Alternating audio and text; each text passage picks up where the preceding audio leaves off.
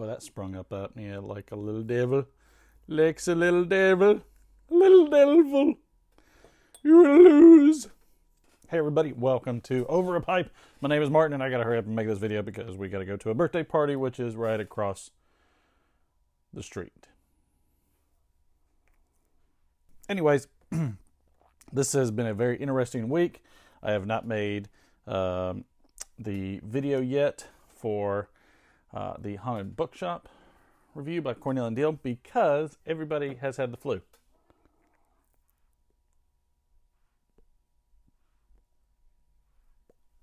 There's going to be a lot of editing in this video, I can tell. Anyways, let's get to the first topic of today, which is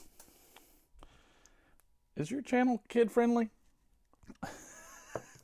And that might seem like a stupid question, but is your pipe channel kid-friendly? Well, obviously not. Obviously not. It's not kid-friendly. But YouTube is requiring that you change your status on your channel to resemble such. Now, why can't they do that? Why can't YouTube just go in and change that for me? Or is it a trap to get people off? Now, we'll get into that in a second. I am smoking some Haunted Bookshop out of my Missouri Meerschaum, drinking some coffee with cream. Why? Because I like it. Don't need nobody questioning my manhood. Not with the whole issue of, filter versus unfiltered pipes. First off, if you smoke a filtered pipe, good on you. If you have found a way to enjoy it more, good on you. Don't be worried about what anybody else says. So, is it kid-friendly? No. If you're somebody that's trying to, bring kids in by showing them, brown sugar flavored Pop-Tarts, then, you might have a problem. But, if you're not, then, yeah, just click the little thing. But why can't YouTube do that? Are they waiting for somebody to leave it as is to see if it violates their rules? And if so, why? Well, the reason might be the second thing on here, which is, are you commercially viable? Because there was a change in the contract, or not contract, but there was a change in the rules, regulations, what have you, for their user agreement, where they're going through all of these different channels, and one of the things they want to know is, are you commercially viable? Basically, are they giving you free space for no reason?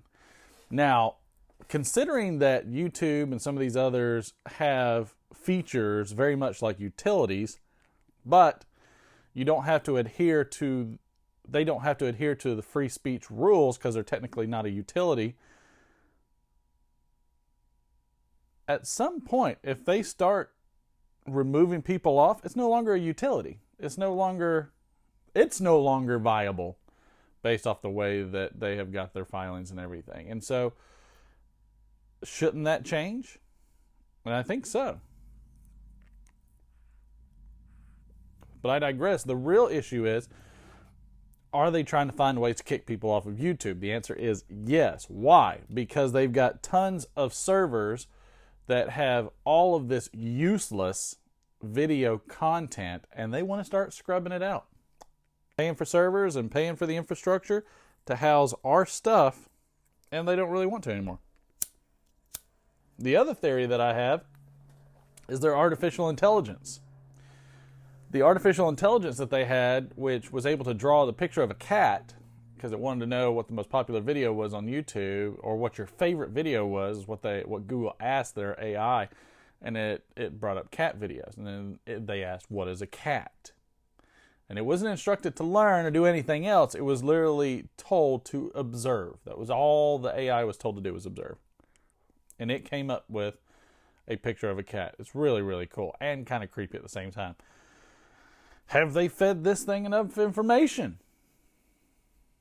I mean, I'm a big believer that Google bought YouTube to feed all this information to its AI. What is YouTube going to do with all of those videos?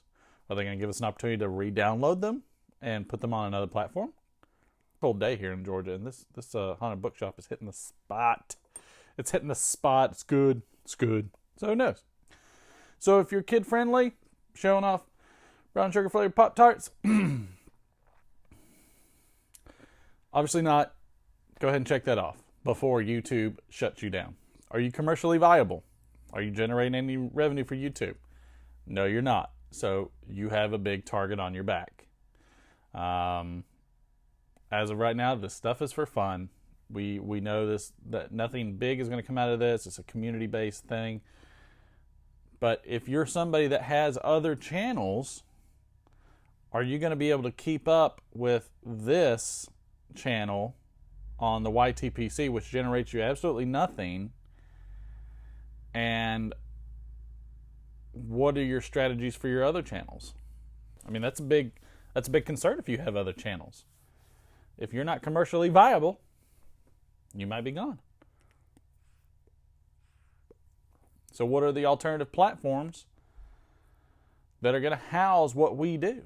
What is the landscape going to look like for video content and the like later on? So I'm curious. What do you think? Sound off down below.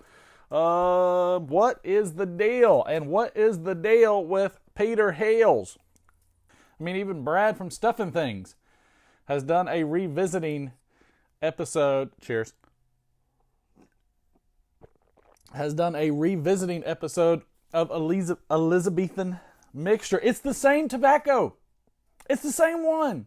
It's made by the Scandinavian Tobacco Group. They didn't change anything. They just left what they had in big bundles and then shoved it into the new cans.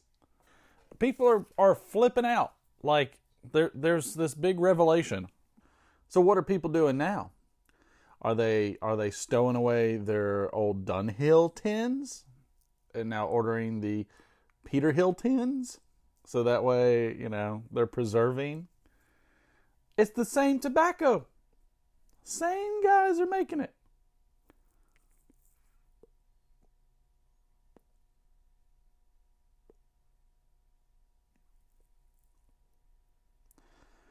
But people are like sitting there trying to pick out nuances as if this is something brand new. You are not going to taste Peterson in Dunhill blends. It's just the name change. They left the art and, legitimately left everything the same that they could.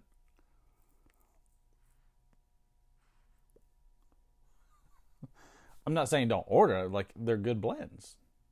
Nothing wrong with early morning pie, all those. But where's Baby's Bottom? Oh, sorry. Kid friendly.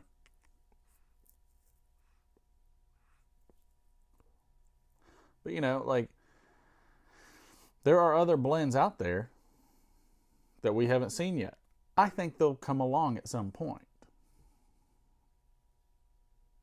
But there's a process of printing and getting all the tin art ready and everything else. I'm sure those others are coming. And if they don't, oh well. Either way, it's interesting to see all the changes. I mean, I've thought about doing it myself, getting on there and be like, oh my gosh, brand new Peterhills.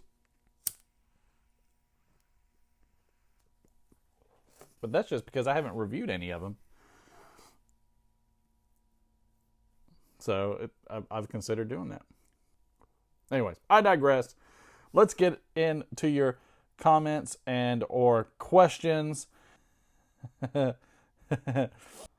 talking about first impressions haunted bookshop, B. Conrad said, I like to mix mine 50-50 with pirate cake.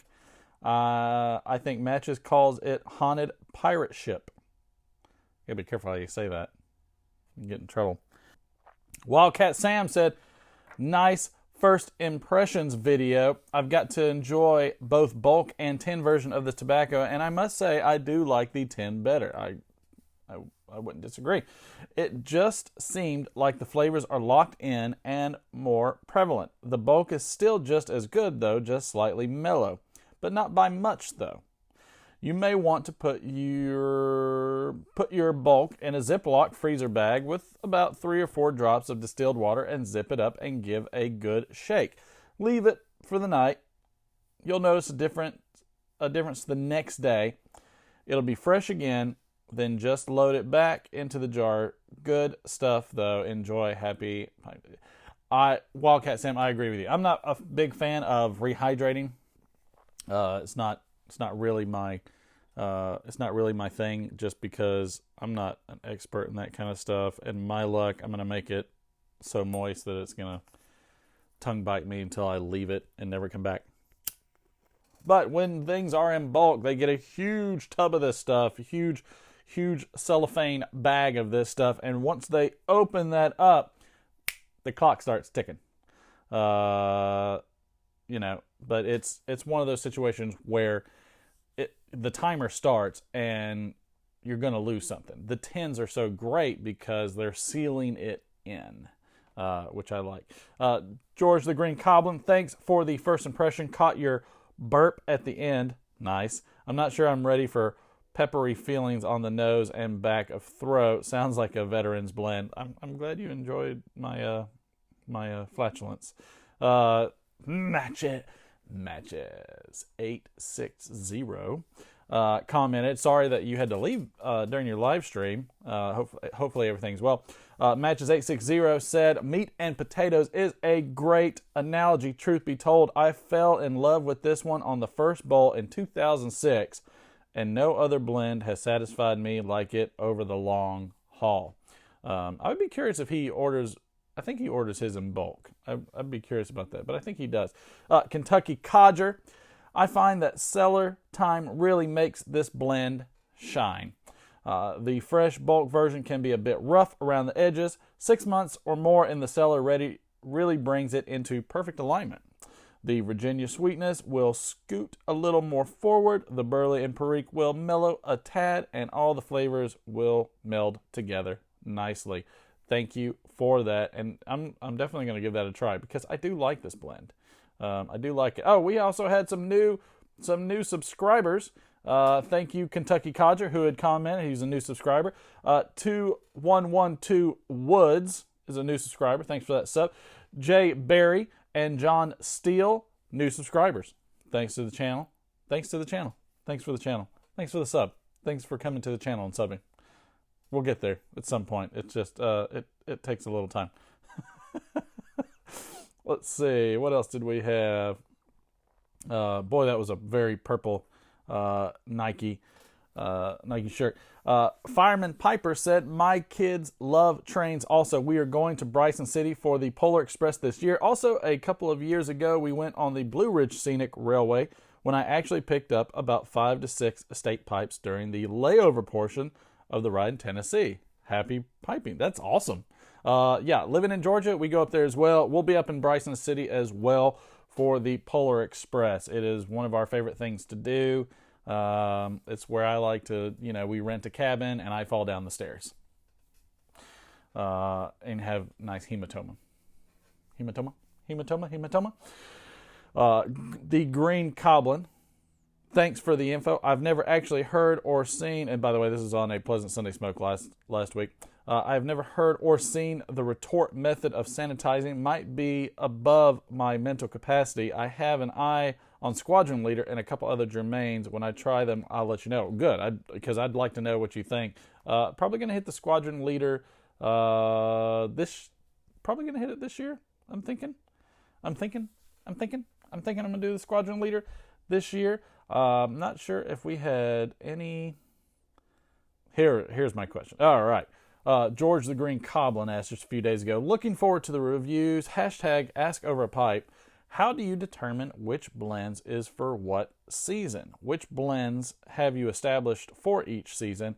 Clearly, winter is Burley, fall is Latakia. What are the others? So, it actually comes down to an original series that Mutton Chop Piper did, where he broke it.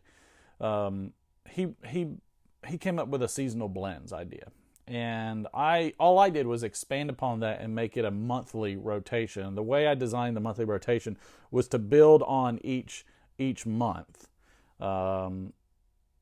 in those particular seasons, which is why my seasonal blends run from basically March, January, February, March through February, which might seem odd, but being in November, we're on the tail end of fall. So right now is not only is it fall, but it's also where we have Thanksgiving here in the States, and you're going to get those flavors of nuttiness and some of that pepperiness and everything like from this haunted bookshop. You're getting a lot of the nuttiness and things that are reminiscent of fall weather. The leaves are turning.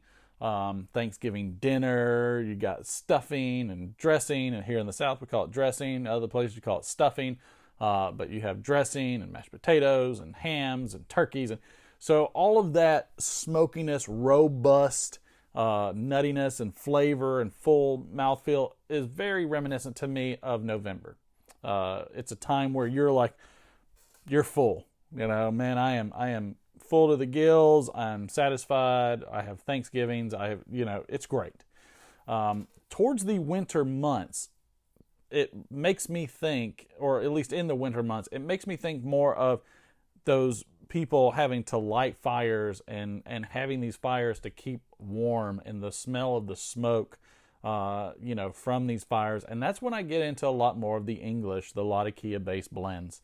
And then, as spring comes, we go from the heavier Latakias to maybe some of the Balkans, getting a little bit sweeter, a little bit more of the Orientals, and start getting into the springtime. And we get into the springtime, it all changes then as well. So I think I've got a video on this down below. Maybe I'll have to revisit the seasonal blends videos just for everybody to see. But essentially what it is it's going month by month, picking out those blends that match into what the season is, and it's a lot of fun. It's a heck of a lot of fun, and I don't have any specific ones that I've completely been drawn towards. What I do is I figure out what I have in the month coming up. I go to tobaccoreviews.com and I pretty much just I filter it out based off of what blends I'm going to be trying that month. This month is burley based blends. So you've got the Haunted Bookshop, which is burley based, Old Dark Fired burley based, Orlick's Dark Strong Kentucky burley based. So that was the objective, to get as much burley out of this month, and then we'll transition again, and and essentially what I'll do is I try to pick semi-randomly a good mixture. I like to get some that haven't been as reviewed as much as others, but I also like to throw in some that have been heavily reviewed to see what's different. It's a lot of fun.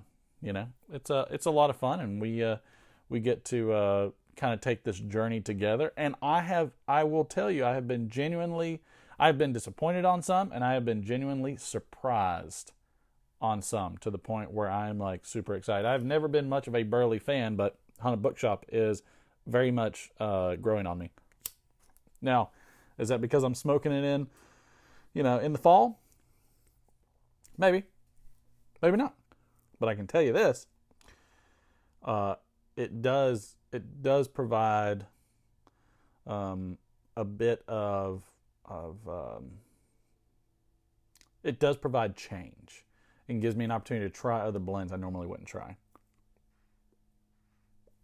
Now, after doing this, I'll probably sit back and take those blends for those particular months and pull them out and see which ones I really want to keep smoking during those seasons. Mutton Chops, Chris is great, and I love that seasonal video that he did. And just to piggyback on what he had originally said, if you live in the Southern Hemisphere, you might want to flip these, so that way your Christmas time would be hot, and ours is freezing. You might be smoking Virginias or Aromatics or Cavendishes. So, depending on where you are, you would have to alter this some. So again, I've designed this based off of our seasons here in the U.S., and it doesn't necessarily work for everybody else, but it can. You would just have to alter it a bit. But you know what? That's pretty much how we do it. So everybody, thank you for stopping by to Over a Pipe. a pleasant Sunday smoke. Hopefully you were entertained. Hopefully you had some fun. Who gives a crap if this is not commercially viable? We're having a blast, and that's all that matters. So go out there, get you some Haunted Bookshop, get you some Burley blends in these cold months. If not, figure out what blends are for your months.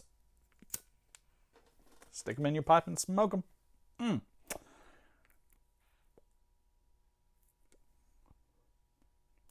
So good. Y'all have a good one. We'll see you later.